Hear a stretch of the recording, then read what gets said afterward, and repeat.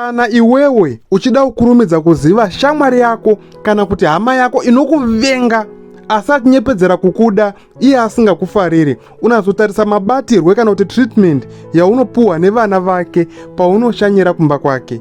Nenyaya yekuti vanogara vachinzwa vabereki vavo vachitaura zvakashata, vachikunyomba iwewe pamusoro pako, vachitaura zvakaipa. Hazvisi izi kuti vana ivavo vakugamuchire nemufaro pavanokuona, asi nenyaya yekuti vabereki vavo vava vanhu vakuru, zviri nyore kuti vapretende, vanyepedzere kukugamuchira zvakanaka, vanyepedzere kukufarira vachivhara mahwani.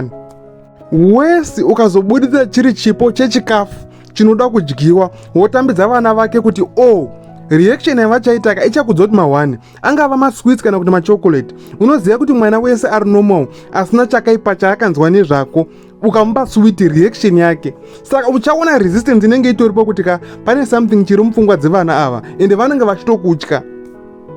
Nekuti kana shamwari yako iyoyo kana kuti hama yako iyoyo ichitaura zvakanaka pamusoro pako, ichigara ichikurumbidzaka, zviri very easy kuti vana vako vake pavanokuona vakufarire, nendava yekuti vane picture yakanaka kana kuti vane picture yakachena pamusana pako. Asi kana vachita resistance vachazvokunzi hamusi kuona here kuti sekuru nhingi vauya, hamusi kuona here kuti ndimukoma nhingi simukaika muva moresi, hamusi kuvaona here, zvinoreva kuti something wrong, vane bad image nezvako iwewe mupfungwa dzavo.